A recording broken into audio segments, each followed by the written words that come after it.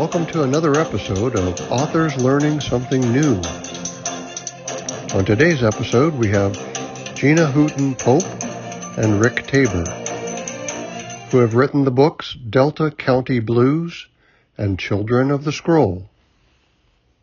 All right, on today's show, we have Gina Hooten Popp and Rick Tabor, that's me, the authors of Delta County Blues and Children of the Scroll. So Gina, tell me about your book. Well, it is historical fiction with literary. It is a romance. It is about a U-2 pilot doing reconnaissance work, and he falls in love with a blues singer named Darling, and it's just about what it's like to have a long distance relationship, but it's also set in 1958. So it goes into a lot of the blues music that was happening then. And if you see on the cover, it looks like a runway, and I don't know if you can see it, but there's a little U-2 plane up there. Oh, I saw it. It's just great. Took off. And so, you know, the pilot is in the CIA, and it's just beginning. The Cold War is just starting. The KGB in Russia is just getting going, I guess. That's our answer. And so it's about this really unusual, unique time period. So, well, Gina, I love it. Well, this is my book, Children of the Scroll. Tell me about this. And you can see the urn where the mom's ashes ended up. And this is the life-giving scroll that soon after not too long in the story, that she's brought back to life. So my book is about a young man, Brian Newman, who loses his mom during COVID and stumbles across the scroll in an abandoned synagogue and works with a rabbi to bring his mom back to life using the ashes. What could possibly go wrong after that? Yeah, so that's really really unusual, really good. So how's the book going so far? It's doing well. It's getting good reviews. It's part of a series, but it's just gotten out there. So it's doing well. So how's yours doing? I love your cover too. How are you going on Amazon and things like doing all right. It's been out a year. It's got 37 reviews on Amazon, and right now it's at a 4.9 star rating out of 37. That's really good. Two 4-star ratings, which I was just recently got, and I was like, "Whew, man!" I was too many 5-star ratings makes it look unreal, a little bit. But so I was grateful for those 2 4-star ratings. Well, 4 stars is still good too. Oh, absolutely, absolutely. And then it's in 43 libraries across the United States right now. No awards. I noticed a couple of your books have awards, so some of them do. Nice job on that. But let me say this, and my books are in libraries too, but if your readers can't find it, they can just ask for it and for your book, and they'll be put in the library. Yeah, nice. So I have a special question for you. I understand that you have this series called Winds of Change. Can you tell us about the whole series in which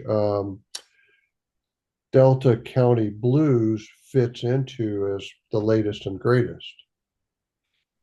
Yes, I'd love to do that. It's the 4th. Delta County Blues is the 4th in this series, and they're all set in Texas.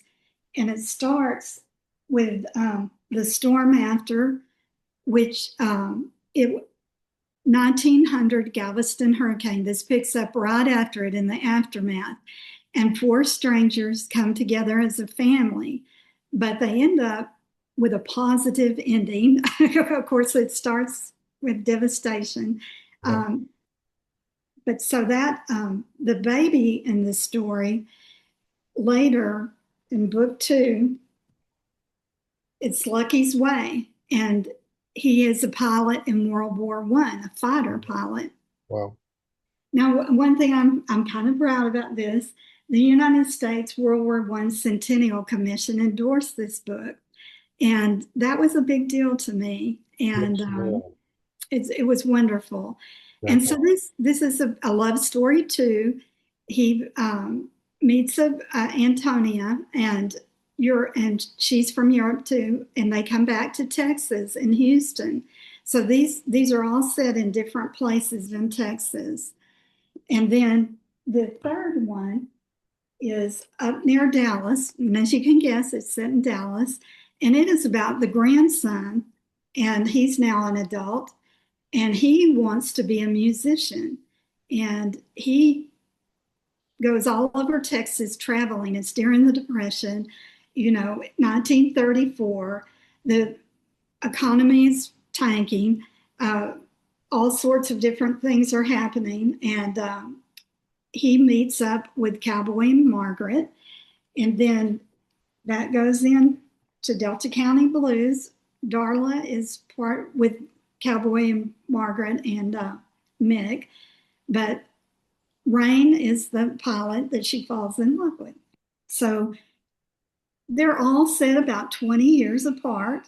Yeah. They all they all are historical fiction with a literary bent, and they all are about overcoming some type of adversity. So, Nice. Oh, that's fantastic. Now they're all part of the Winds of Change Plain series. series. Okay. Mhm. Well, I have a question for you. We're talking about all of mine being in Texas and stuff. Is there a core theme or a moral that runs through Children of the Scroll? That You know, I don't think I started out with that, but I think just the fact that it was a Jewish scroll with biblical and archaeological significance.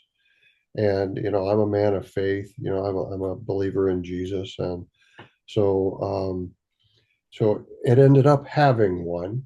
And the moral that runs through Children of the Scroll is that whoever has possession of the scroll, and definitely the scroll has a preference for who possesses it. Whoever owns the scroll, whatever in their heart, what their intentions are, is sort of how the scroll responds.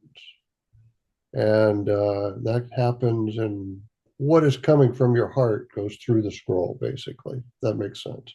That's the moral is, yeah, be careful what you let have what you let enter and be reside in your heart. Uh, oh, that's really interesting. You yeah, know, and it's but it so has true, consequences.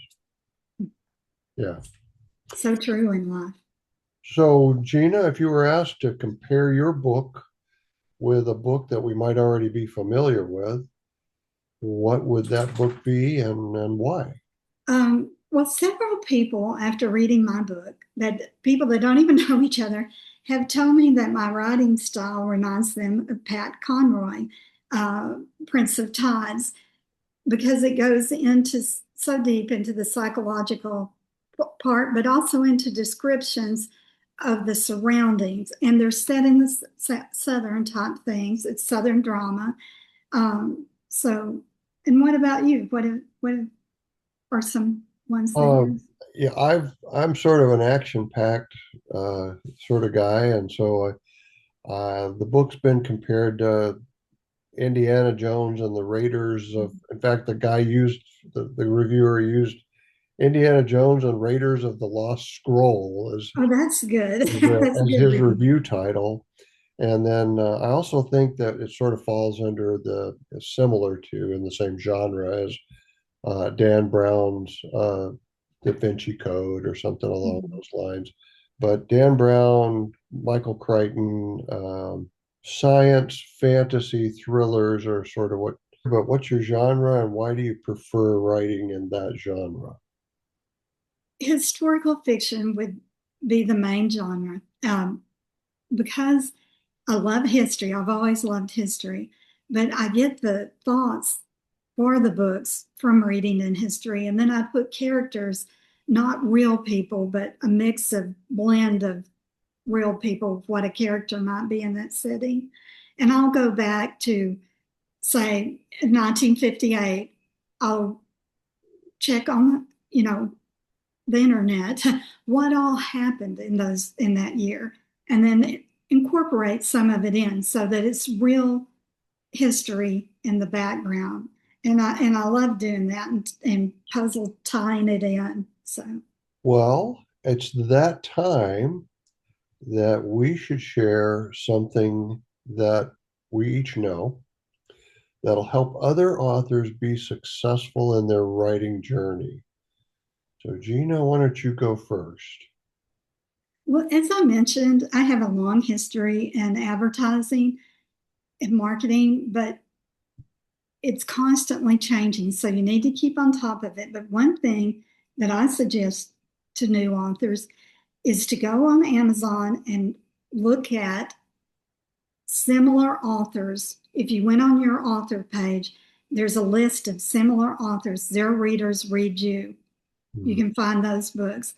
And then advertise against those. Like if you went into BookBub ads, which are great, you can pick your author or authors you want to advertise against. And the reason you would want to do that is obviously that their readers like your type of book and they would buy it, but also it'll come up in their recommendations of readers who bought this book, bought these books, and your book will come up as a second recommendation under theirs, like somebody that's read theirs would get your recommendation. And another thing I would tell people is always make sure you have your own email list going. Yep, that makes total sense. I guess the thing that I would say that would be new on this series for me would be, you have to, when you're communicating with librarians, in that process, I kept those emails in a spreadsheet basically, and occasionally I'll shoot them a note of some sort, just basically to give them an update on the book or what's coming next or something like that. And also, if I have questions about librarians, about libraries,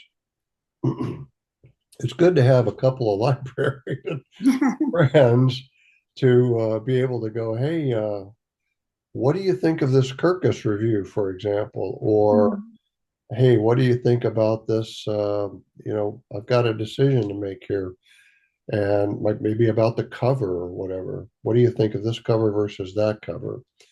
And they're if you're an author, they're usually pretty receptive to bouncing things back and forth with you because and they're very knowledgeable about books. That's their job, They know everything. so they're sort of in the publishing business on the periphery, but also right in the middle of it. So they can usually help you on stuff. All right. Do you have a website? I think you mentioned it earlier, but what's your website? It's ginapopp.com, GINAPOPP.com. And I am on social media too. And my maiden name is in the middle. Gina Hooten, Hooten, Pope, author for Facebook. But usually, if you put in either, well, Gina Pope, my social media will come up, Instagram, things like Twitter, X, I guess you would call it now. LinkedIn, I'm on LinkedIn too. So you can join me there. So, Yeah, so I've got a website too. It's ricktabor.com. And I'm on Instagram, Pinterest, TikTok. I'm learning about TikTok right now. Um, Facebook. X. I'm not on Facebook, LinkedIn, and yeah, so there you go, guys. I think that's pretty much the end of this session. And here's the books that you should be reading next. Whoops. Hey, thanks for watching another episode of Authors Learning Something New. And if you're watching this on my YouTube channel, which is another place I'm at, don't That's forget right. to hit the subscribe button. And thanks, guys. Thank you so much, Gina. Thank you.